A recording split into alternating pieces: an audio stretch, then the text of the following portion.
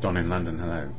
May 12, 2009, my videos about recovery from addiction. Recovery from addiction to either substance or behaviour. My substance, alcohol, my behaviour, trying to be perfect. Workaholic, relationshipaholic, I suppose healthaholic, all those things. Or trying to counteract the impact of drink in my life by trying to do the right thing always. So, a perfect drinker, not so. The perfect drinker is somebody who doesn't drink, probably. That's alcohol, because it has no part in their lives. Because drink, as anything else does, of a substance nature, tends to change our mood. And if we're looking to change our mood and our feelings, rather than live in the mood we would have normally, what is that saying about us? So for 35 years I took the edge off, until alcohol took the edge off me completely. And I had no control over it. If I thought I had, with self-will, I was actually fighting myself to stop drinking, or to limit the amount I was drinking, to control it. And the absolute truth is, once we've gone past a certain line, or drawn a line in the sand and stepped over into addiction, we are probably stuck with it for the rest of our lives, and that's what I truly believe. So if I were to go back and think that I could control my drinking, what would happen? I would take the edge off, enjoy it maybe, but it wouldn't be the same, because I know the consequences, and that is abject misery. For me, I'm not speaking for anybody else, just me here, and what helps me on a daily basis is a fellowship, and I can't speak for the fellowship which helps me. That's Alcoholics Anonymous. I can only speak about my experience, strength and hope. And the reason why I say that is so important, everybody is unique, authentic, and lives their lives as they do. So being unique, authentic people, if we go to a fellowship, we still remain unique and authentic, but we have one similarity, just the one, really, to keep sober. So when we go to meetings and share our experience and our wisdom of how it is in recovery for today, we get it from everybody and anybody, and it can be coming from the person who is most likely to be less the same than us. That we can actually connect and see that our thinking and feeling processes are not too dissimilar, whilst we remain unique and authentic. So the gift is we stay unique and authentic and carry on in sobriety, hopefully, with the backing of a fellowship, which is always there on a daily basis. Well, at least I hope so, for now anyway. And there is a preamble shared at the beginning of every meeting, which just gives the game away, just shows what it's all about, and it goes like this. Alcoholics Anonymous is a fellowship of men and women who share their experience, strength and hope with each other, that they may solve their common problem and help others to recover from alcoholism. The only requirement for membership is a desire to stop drinking. There are no dues or fees for AA membership. We are self-supporting through our own contributions. AA is not allied with any sect, denomination, politics, organisation or institution, does not wish to engage in any controversy, neither endorses nor opposes any causes. Our primary purpose is to stay sober and help other alcoholics to achieve sobriety. And the gift in there is, if we're only there for one reason, which is sobriety, work out what these 12 steps of action are for individuals, and what holds the whole fellowship together, then why not? Why not indeed? So outside of AA, people belong to anything they want to, do anything they want to, and it's up to them to choose the path which suits them. So AA offers a sober way of looking at the world and our situation, not being the problem drinker we have been in the past, or substance or behaviour user, into a new way of being in a solution, which is just taking the day as it is and seeing it with less filters and less denials. And I'm so grateful, because, you know, if I'd known about the fellowship of AA, would I have avoided it like I did for so long, when I really realised I had a problem back in the early part of this decade? And the answer is simply, I don't know. We get to where we get to, and we get to a solution if we're lucky, and keep with the solution.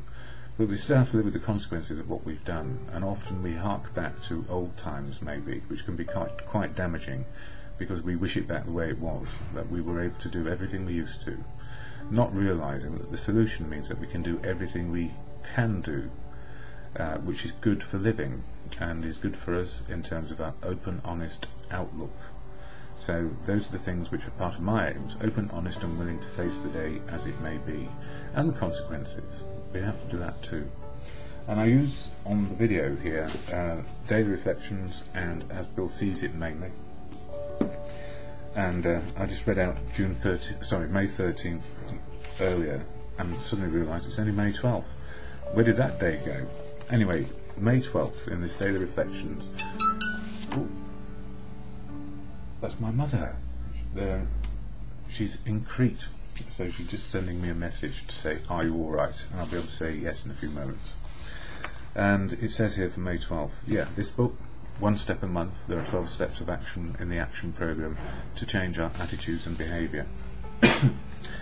Oh, excuse me. And the 5th month is about step 5, sharing our moral inventory, or what we've done with our life history to date, the good and bad of us, with another human being, and with a higher power of your choosing, not mine.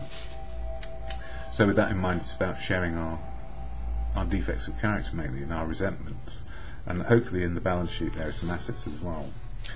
AA experience has taught us we cannot live alone with our pressing problems and the character defects which cause or aggravate them. If, like in step 4, has revealed in stark relief those experiences we would rather not remember, then the need to quit living by ourselves with those hot, tormenting ghosts of yesterday gets more urgent than ever. We have to talk to somebody about them. So this is about being open and honest and willing to deal with the consequences of where we are and who we are. Whatever is done is over. It cannot be changed, but my attitude about how it can be changed through talking with those who have gone before and with sponsors. It can be changed through talking with those who have gone before and with sponsors.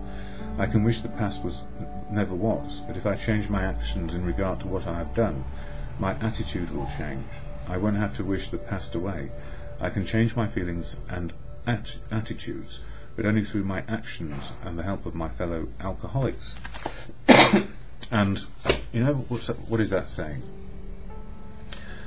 The program is spiritual, emotional, physical. It's not really an intellectual thing where you can say, intellectually I get that I need to be in recovery, and just say, right, I'll go on with the rest of my life. We need to learn how our emotions work and how we experience them on a daily basis.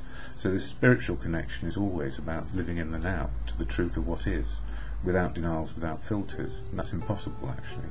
So we do our best to be truthful and open, honest and willing to change. So step 5, attitude changing, sharing the darkness that we have in our soul, if you see it that way, and then understanding that we can change how we live today to the solution of life rather than the problem of living.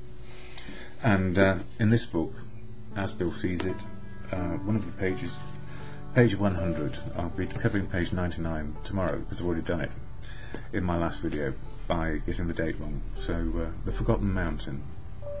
When I was a child, I acquired some traits that had a lot to do with my insatiable craving for alcohol.